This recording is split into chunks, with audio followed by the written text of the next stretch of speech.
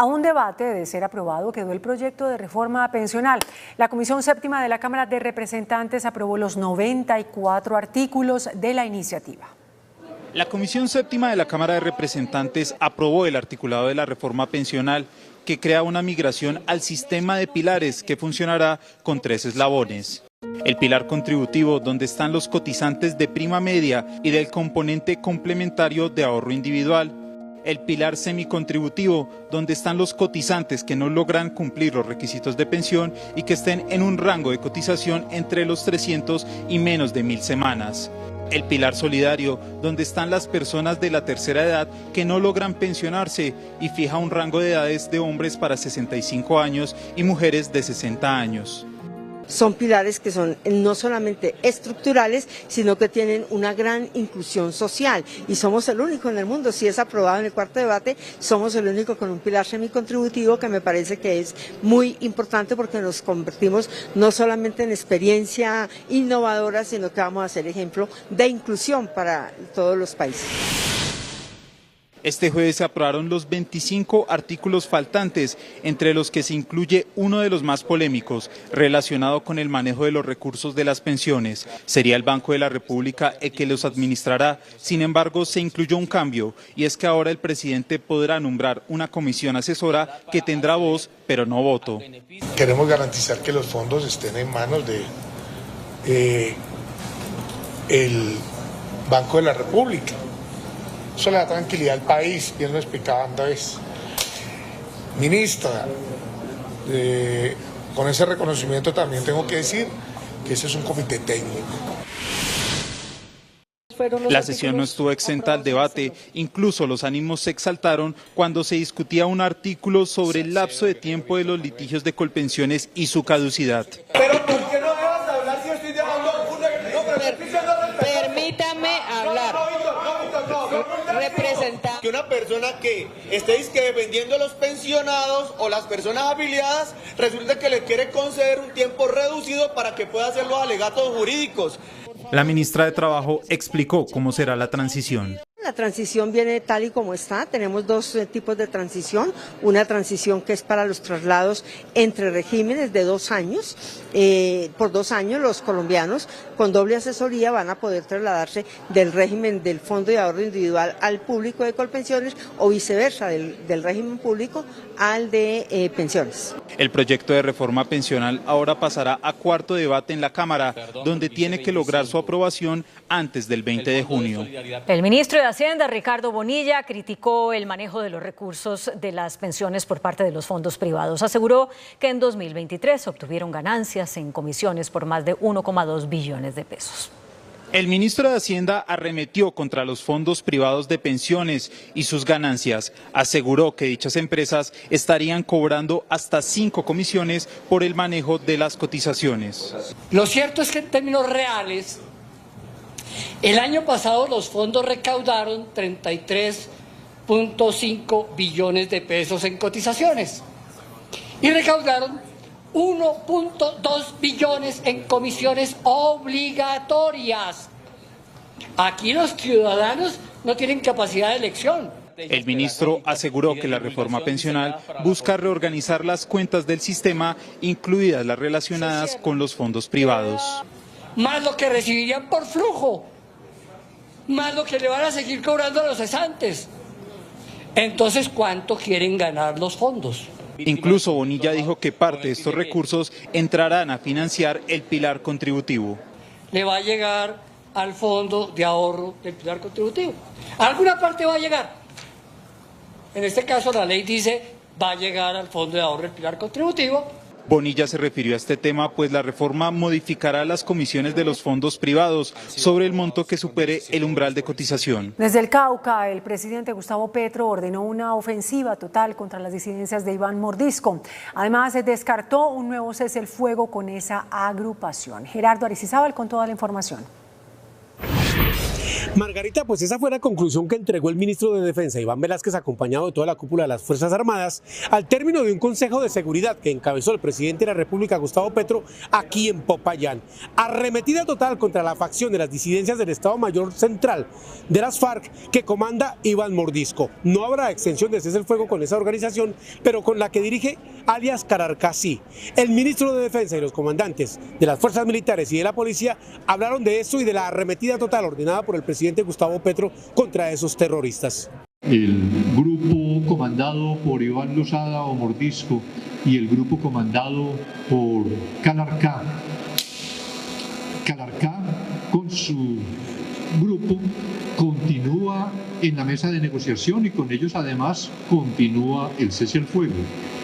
Con la organización de Mordisco en el suroccidente del país, suspendido el cese al fuego con vigencia efectiva desde el 20 de marzo, lo que está dispuesto y reiterado además ahora por el presidente de la República es que no se pactará un nuevo cese sin las acciones de desmonte de las economías ilícitas. Hemos concentrado todo el esfuerzo en esta importante región del país para poder doblegar la voluntad de lucha de estos grupos terroristas que le vienen haciendo daño a nuestra población civil. La Policía Judicial, en apoyo con la Fiscalía General de la Nación, busquen capturar a quienes están solicitados por la justicia. En este ejercicio, nosotros en la Operación Cauca hemos capturado más de 370 personas.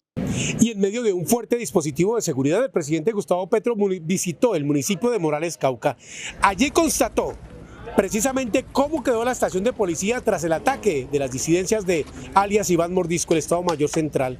Se reunió posteriormente con 40 alcaldes de este departamento, con el gobernador, y condecoró a 37 policías que fueron al rescate de sus compañeros ante la arremetida de esa organización terrorista.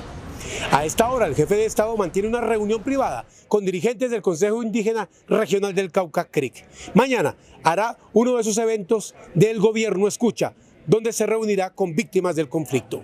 Colombia está en emergencia por el aumento del desplazamiento forzado. Más de 11.000 personas se han visto forzadas a abandonar sus hogares involuntariamente. La Defensoría del Pueblo, el Ministerio de Justicia y la Corte Constitucional dicen que la violencia y el cambio climático son los factores que causan esta situación. En el marco de los 20 años que se cumplen de la sentencia de la Corte Constitucional que busca proteger a las personas desplazadas forzosamente, se conocieron cifras alarmantes sobre el desplazamiento en el último año. Según el Defensor del Pueblo, en lo corrido de este año y en medio de las negociaciones de paz total, más de 11.000 personas han tenido que huir de sus hogares. Desde el 1 de enero a la fecha, hemos registrado más de 35 eventos de desplazamiento masivo que afectan a más de 11.780 personas y registramos 73 eventos de riesgo de desplazamiento, lo que representa efectivamente un importante aumento frente a los 43 eventos de riesgo que se dieron en la misma época del año inmediatamente anterior. La magistrada de la Corte Constitucional, Natalia Ángel, que vigila el cumplimiento de esta sentencia, dijo que hay otros factores como el cambio climático que también inciden en el desplazamiento forzado. Son más de 8.6 millones de personas desplazadas a causa de la violencia las que están en el registro.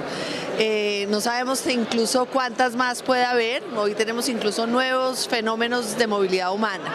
Entonces este es un tema que en Colombia tiene que seguir siendo prioritario. Hoy vamos a enfrentar con mucho ahínco y de hecho la Corte acaba de sacar una sentencia al respecto sobre el desplazamiento por factores ambientales, incluido el cambio climático. El tema climático, no solo en Colombia, sino en todas partes del mundo, pues se anticipa que incluso va a generar mayores número de desplazados. La magistrada advirtió que aunque hay avances para proteger a los desplazados, aún falta. Uno no ve un cumplimiento completo, digamos, no se ha superado el estado de cosas inconstitucional, que como yo he insistido, implica que la población desplazada tenga una garantía de derechos al mismo nivel que el promedio de la población. Hoy en día definitivamente la población desplazada sigue siendo la más vulnerable de las vulnerables, las más pobres de las pobres. Por parte del gobierno, el ministro Néstor Osuna dijo que son varios factores que llevan al desplazamiento forzado. El conflicto armado no termina y eso sigue ocasionando tanto desplazamiento como confinamiento, porque hay los dos problemas, pero también los desplazamientos por catástrofes climáticas, por la crisis climática. Y entre tanto, la Jurisdicción Especial para la Paz volvió a negar el ingreso del hijo de la gata a esa jurisdicción. También le negó la petición de libertad condicional. La sección de apelación de la JEP confirmó la decisión que tomó en 2021, cuando negó la solicitud de sometimiento a Luis Alfonso López, conocido como El Gatico, hijo de la exempresaria del Chance, Enilce López. La JEP determinó que López no se comprometió a contar la verdad sobre vínculos con los paramilitares ocurridos entre el 2004 y el 2007, cuando fue alcalde de Magangué, en Bolívar. El IDEAM emitió hoy una alerta debido a que la temporada de huracanes en el Mar Caribe, prevista inicialmente para junio, se anticipó. Tatiana Sierra, jefe de la Oficina del Servicio de Pronósticos y Alertas del IDEAM, confirmó que la temporada de huracanes, que se esperaba comenzara el 1 de junio, se anticipó. Hoy ya soplan los primeros vientos frente a las costas colombianas. Para el día de hoy ya tenemos la primera formación de una onda tropical. Esta onda la estamos siguiendo para poder confirmar cómo va a ser el desarrollo de ella. Esta situación coincide con alrededor de 500 alertas que ha emitido el IDEAM de riesgo de deslizamiento por lluvias, de las cuales 146 están en nivel rojo. Al día de hoy tenemos en alerta roja 146 municipios afectados y de ellos en mayor manera Antioquia con 36 y Chocó también punteada de los que tienen mayor número de municipios afectados. ¿Qué implica la alerta roja? La alerta roja quiere decir que se han ido presentando las precipitaciones y se siguen presentando a través de los días y por ende el suelo sigue humectándose y sigue habiendo la posibilidad de que esta tierra haya un deslizamiento. La agencia Moody's redujo la calificación crediticia de Ecopetrol. La agencia de riesgo se alineó con las decisiones de Standard & Poor's y Fitch, que bajaron la calificación de la petrolera desde 2021. Por ello, el mercado financiero colombiano no reaccionó al anuncio y por el contrario, el precio de la acción subió 1,1% a 2.295 pesos en la jornada de este jueves. Si bien se advierte que los niveles de la deuda de la compañía siguen siendo altos, estos son manejables. Además, se ha recuperado el flujo de caja. Se le debe adicionar que los vencimientos que tienen próximamente luego de la realización de operaciones de manejo de deuda son bastante cómodos para la compañía. Ellos no necesitan tomar nueva deuda este año y el próximo probablemente tampoco. Las advertencias que pesan sobre Ecopetrol son de mediano y largo plazo por la estructura en portafolios de proyectos exploratorios. Eso pues debe ser una alerta aún mayor a las que ya el gobierno tiene para incentivar la industria y sobre todo para mejorar algunas métricas de Ecopetrol que vienen elevándose. Desde Ecopetrol señalan que la calificación no afecta al desempeño de los títulos de la petrolera. Estados Unidos buscará la extradición de cabecillas de las disidencias de las FARC por los múltiples atentados terroristas cometidos recientemente. Hoy se dio el primer encuentro en el que se abordó ese tema.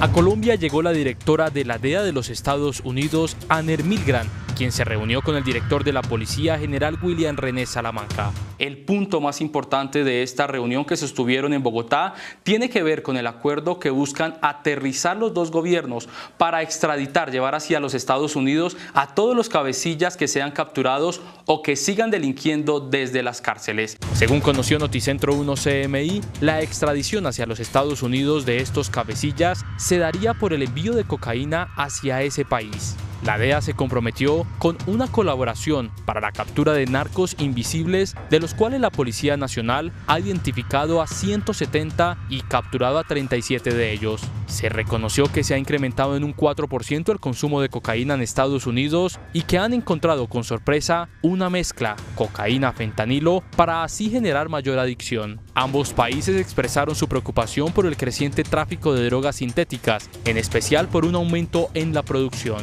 Las fuertes lluvias de las últimas horas provocaron emergencias en La Guajira, Meta y Antioquia. Más de 500 habitantes de 3 veredas del municipio del Castillo Meta se encuentran incomunicados debido a la creciente del río Ariari, que destruyó 3 puentes que conectaban estas veredas con el casco urbano del municipio. Centenares de cultivos han sido inundados y la incomunicación ha impedido que los agricultores puedan sacar productos como el plátano y la leche, los cuales se están perdiendo, generando millonarias pérdidas para los agricultores. Los campesinos de esta región hacen un llamado al gobierno para que les brinden ayuda, permitiéndoles sacar sus productos al mercado y evitando así la quiebra económica. Un centenar de familias afectadas y más de 30 barrios inundados dejan las fuertes lluvias que se registran hace 3 días en la capital del departamento de La Guajira. Los afectados por la temporada invernal se encuentran a la espera de que los organismos de socorro les brinden atención, ya que hasta el momento han brillado por su ausencia. El pronóstico del tiempo para el departamento de La Guajira, según el IDEAM, indica que en los próximos días se esperan lluvias acompañadas de tormentas eléctricas, especialmente en las horas de la tarde, noche y madrugada. A esta hora se reportan al menos 10 emergencias en Antioquia por las intensas lluvias. En Medellín hay colapso de la movilidad tras la inundación de 2 vías principales y se reporta el desbordamiento de 3 quebradas. En el municipio de Bello, las autoridades confirman inundaciones en 5 barrios. Colombia cuenta con un nuevo estatuto aduanero. El gobierno expidió el decreto que fija las nuevas normas. Después de varias reuniones de evaluación, el gobierno firmó el decreto que fija el nuevo estatuto aduanero, el cual tendrá mayores herramientas para combatir el contrabando y la economía ilegal. La normativa implementa medidas de control a las importaciones, facilita los tiempos de comercio exterior y mejora los convenios interinstitucionales en los puertos. De acuerdo con la Dirección de Impuestos y Aduanas Nacionales DIAN, el contrabando en el país representa 8.800 millones de dólares, unos 35 billones de pesos que afectan la dinámica de las empresas, en especial de sectores como los textiles, cuero y calzado. El nuevo estatuto aduanero incluye declaración anticipada en importaciones para todas las empresas y el fortalecimiento en los controles tanto en puertos como en aeropuertos. El 28% del contrabando viene de China y el 8% de los Estados Unidos. La Superintendencia de Sociedades adelanta un plan de rescate financiero y administrativo para 5 equipos del fútbol profesional colombiano que enfrentan millonarias deudas.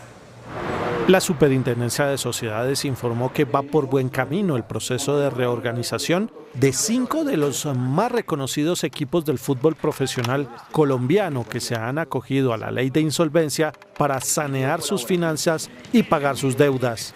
Son 5 equipos de fútbol, que es el Santa Fe, el América de Cali, el Once Caldas, el Real Cartagena y el Cúcuta Deportivo. El superintendente explicó qué es lo que se busca con la reorganización empresarial de los equipos. Con la reorganización de los equipos del fútbol colombiano pasa como con el resto de las empresas y la apuesta del gobierno nacional en el sentido de salvar empresas.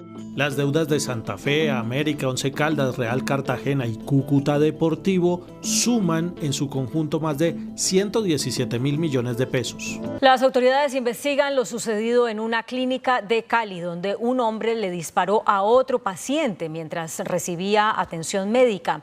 La persona atacada falleció. El pánico se apoderó de la sala de urgencias de la clínica Versalles cuando un supuesto paciente que permanecía a la espera de ser atendido por el personal médico desenfundó un arma de fuego y atentó contra la vida de otro paciente que recibía atención en este centro asistencial.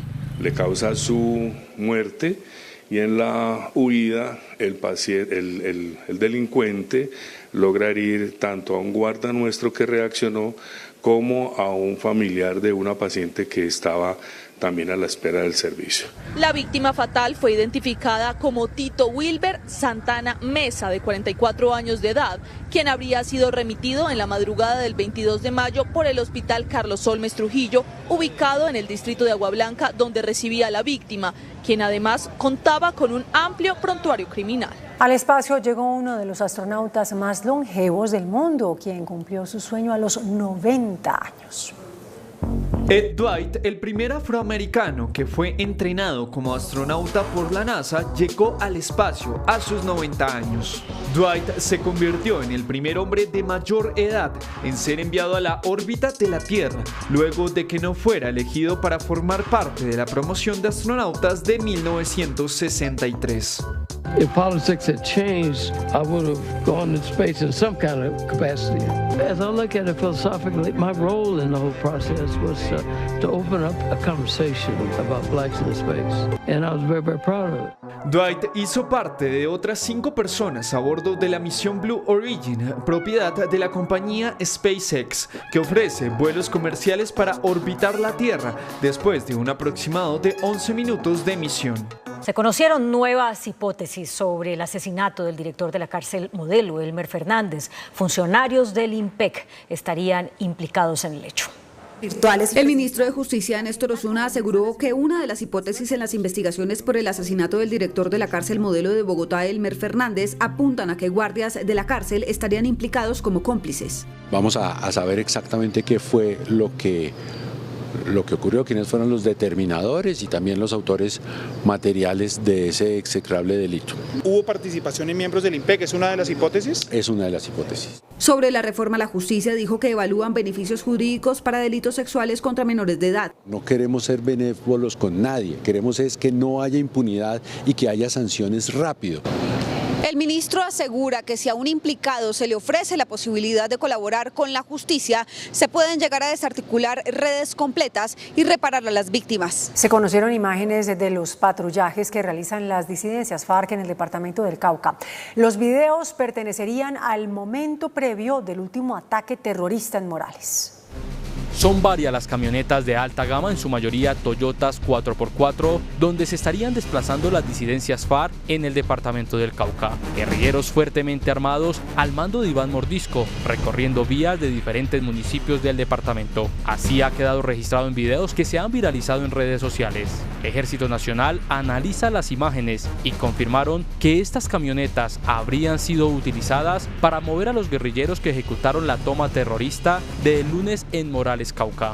El presidente de la Cámara de la Industria Petrolera, Nelson Castañeda, reportó una caída del 29% de los taladros y de la actividad petrolera al cierre de abril.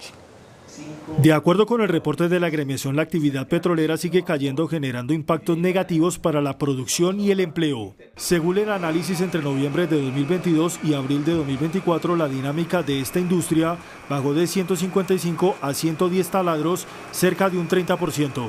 La variación anual significó una disminución del 20%. La menor inversión debido a la incertidumbre a una política de hidrocarburos clara está pasando cuenta de cobro. La reforma tributaria les quitó flujo de caja a las compañías y esto ha hecho que las inversiones se hagan únicamente en los proyectos de pronta recuperación. Para el periodo analizado se han perdido más de 23.000 empleos y los niveles de producción en el último año bajaron, sobre todo en gas, un 5,7%. Para incentivar los proyectos de incremento del factor de recobro, de incentivar los proyectos que hoy no pasan los económicos. Preocupa que el panorama del sector se refleje en un bajón en la vida útil de las reservas. En el Ministerio del Trabajo se alista un plan de contingencia ante la inminente huelga anunciada por los funcionarios de la entidad. Según los sindicatos, se atenderán solo diligencias urgentes que comprometan la vida y la salud de los trabajadores. De votación a la huelga en el Ministerio. A través de un comunicado, los 14 sindicatos del Ministerio del Trabajo que esta semana votaron en favor de una huelga en protesta por lo que consideran incumplimiento de acuerdos en materia de bonificaciones y nivelación salarial, le hicieron un llamado a la ministra Gloria Inés Ramírez para que se coordine un plan de contingencia, de modo que cuando inicie la huelga se pueda suplir el cumplimiento de algunas actividades urgentes que no se pueden interrumpir. Lo que se llevarían son los servicios primordiales, por ejemplo, cuando esté en riesgo la vida de un trabajador que haya que desplazarnos a realizar alguna visita o algún trámite administrativo urgente, acciones de tutela y demás trámites que pues sucedan en esas jurisdicciones. Los sindicatos del Ministerio del Trabajo también le pidieron a la ministra Ramírez que garantice el derecho a la huelga. Se conmina a los funcionarios y a las directivas del Ministerio del Trabajo para que brinden las garantías durante el ejercicio de la huelga.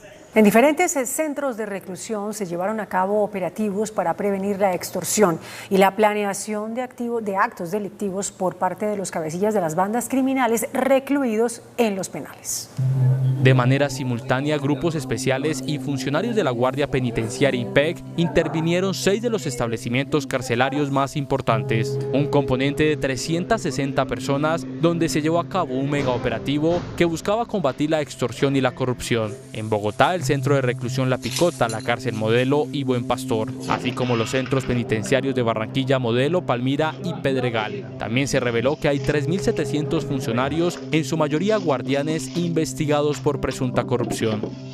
Y tras una inspección sobre las condiciones laborales, el Ministerio del Trabajo había advertido hace más de un año sobre anomalías en la polvorería El Vaquero de Soacha, la misma en la que ayer se produjo esta explosión. La planta de pólvora se acabó de explotar. Noticentro 1 CMI conoció este informe del Ministerio del Trabajo dando cuenta de una inspección realizada hace más de un año a la polvorería El Vaquero en el municipio de Soacha, en Cundinamarca, y según el cual se pudo evidenciar que los operarios manipulaban los explosivos sin la debida protección en sus manos. Tampoco había elementos de protección personal como cascos, y algunos de los extintores disponibles presentaban anomalías. En su momento, el Ministerio del Trabajo también advirtió que incluso algunos de los trabajadores del lugar transitaban en moto sin casco. El informe conminaba a las autoridades locales a verificar las medidas correctivas a estas anomalías. Un inventor ruso presentó un traje autopropulsado con aire con el fin de apoyar proyectos militares y rescate de personas. Jet Suite es el primer traje autopropulsado con aire. La última versión impresa del invento fue en 3D y cuenta con 7 motores a reacción en miniatura, 2 en cada brazo y 3 en la mochila, que desarrollan 1.500 caballos de fuerza y son capaces de alcanzar velocidades superiores a los 136 km por hora. También pueden alcanzar más de 3.650 metros de altura, aunque por razones de seguridad normalmente se adaptan al terreno a velocidades más lentas.